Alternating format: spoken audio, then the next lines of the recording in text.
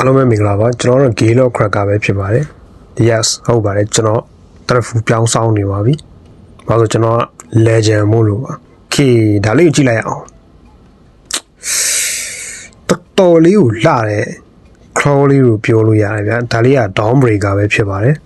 ကြည့်ပါဦးဗျာဘယ်လောက်လှလဲဆိုတာ Galo Legacy မှာဒါ player တော်များများရဲ့ favorite source လို့ပြောလို့ရတော့တဲ့အထီကိုလူကြိုက်များတယ်ဗျာရဖို့ drop chance ကလည်းတော်လေးကိုနှိမ့်နေဒီဟာလေးကိုကျွန်တော်တို့ဗမာယူလို့ရလဲဆိုတော့ Land of Detention ဆိုတဲ့ C3 မှာကျွန်တော် dungeon တွေလောက်တဲ့ island မှာကျွန်တော်ယူလို့ရတယ်ဘယ်လိုယူမလဲဆိုရင်ကျွန်တော်တို့ဒီ dungeon တွေဝင်မဲ့ပေါက်တယ်ဝင်သွားလိုက်ပေါ်တယ်တွေဝင်သွားပြီးတော့ easy mode ကိုရွေးပြရမှာပါတယ် easy mode ရဲ့ stage 4မှာကျွန်တော်တို့ boss တွေ spawn လာလိမ့်မယ်အဲ့ boss တွေတဲကတကောင်ဟာဒီ Dawn Breaker ကို drop ပေးတာဖြစ်ပါတယ်ဒီ stage 4မှာဆိုလို့ရှိရင်ကျွန်တော် Gravity Warden တို့ Love Warden ပြီးတော့ဒီ Dawn Breaker ကိုချပေးတဲ့ boss အကောင်တွေပဲကျွန်တော်မေ့ရသွားပြီဒါလေးကတော်လေးလာတယ်ဗျ Haki ထဲလိုက်လို့ရှိရင် तू က Phoenix ရဲ့ effect တွေဗျ Phoenix ရဲ့ effect လေးတောင်းတယ်အဲ့ဒါလေးကတော်လေးကိုလာတယ်လို့ပြောလို့ရတယ်။ Okay အဲ့ဆိုရင်ကျွန်တော်တို့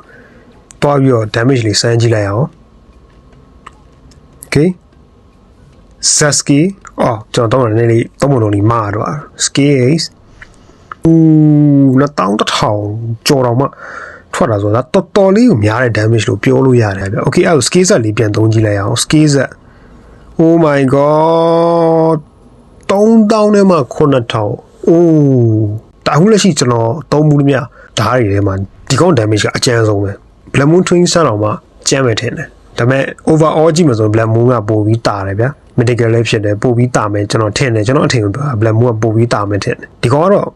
တော်ကြီးကိုမိုက်တယ်ဗျာ Soul user Soul only သုံးမယ်ဆိုလို့ရှိရင်ဒီကောင်ကိုသုံးဖို့အကြံပေးခြင်းပါတယ်ဒါပေမဲ့ boss တွေနဲ့ချလို့ရှိရင်တော့နည်းနည်းလေး boss ရဲ့ damage ကိုတော့ခံရတယ်ဗျာသူ့ရဲ့ skill ace ကကျွန်တော် boss ကြီးကိုကန်ပြီးတော့လို့စတိုက်ခုတ်သွားတာဆိုတော့ boss ရဲ့ damage ကထိနိုင်တယ်ဗျာအဲ့တော့ကျွန်တော် Black Moon Twin ကိုပိုကြိုက်တယ် boss နဲ့ချမယ်ဆိုလို့ရှိရင်ဒါပေမဲ့ဒီ Dawn Breaker PVP မှာတော့တော်ကြီးကိုကောင်းမယ်ထင်တယ်ဗျာ Okay အဲ့ဆိုရင်ကျွန်တော်နောက်တစ်ခုကကျတော့ဗျာ Look at this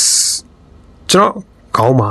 တရဖူအပြင်ဟုတ်ကဲ့ကျွန်တော်လူကောင်းဖြစ်သွားပြီကျွန်တော်မဟုတ်တိုင်းမလုပ်တော့ကျွန်တော် Angel တယောက်ဖြစ်သွားပြီကျွန်တော်နတ်သားလေးဖြစ်သွားပြီကျွန်တော် Angel V3 တင်လိုက်တာဖြစ်ပါတယ်သူက Angel V3 တင်ပြီဆိုလို့ရင်သူက scale တစ်ခုပွင့်သွားပြီဗျအဲ့ scale လေးကကျွန်တော်သူက10စက္ကန့်စာ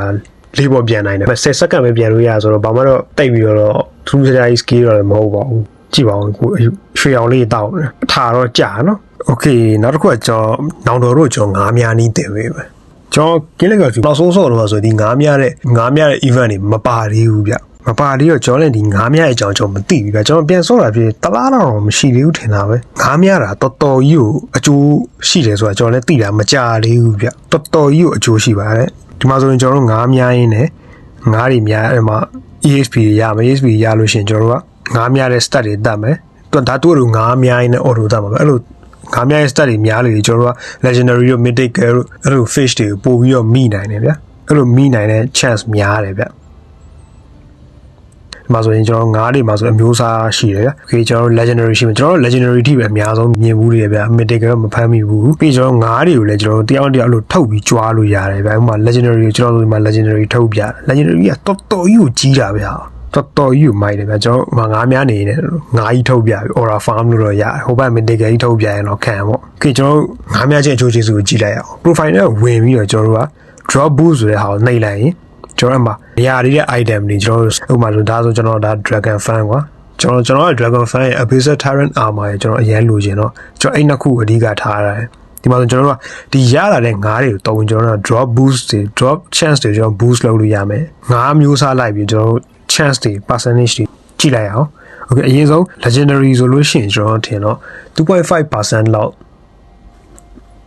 percentage ကမြင့်သွားမယ်ထင်တယ် Okay epic ဆိုလို့ရှိရင် 0.1% မြင့်တယ် rare ဆိုလို့ရှိရင် 0.01 အဲ့လိုမျိုးဖြည်းဖြည်းနှိမ်ကြအောင်ပါဗျအဲ့လိုကျွန်တော်တို့ dragon farm ကိုအရင်ထည့်မယ် legendary တစ်ခုထည့်လိုက်မယ် Okay ဒါဆို abyssal tyrant armor ကိုကျွန်တော်ပထမ3% လောက်ရှိတယ်ဟာကိုကျွန်တော်ထပ်ပြီးမြင့်မယ်ဘာလို့ကျွန်တော်ဒီကောင်အရင်လိုချင်လို့အဲ့လိုမြင့်နိုင်လဲရကြီးလားဆို no မရပါဘူးဒါတော့ကျွန်တော်ရဲ့ဘယ်လိုပြောမလဲမျောလင်းချက်လေးပေါ့ကျွန်တော်လူသားတွေကမျောလင်းချက်နဲ့ရှင်တန်နေတာဆိုတော့ဒီဟာဒါကျွန်တော်ရဲ့မျောလင်းချက်လေးဗျမျောလင်းချက်လေးကိုစမ်းသပ်ကြည့်တာပေါ့ဗီဒီယိုလေးကတော့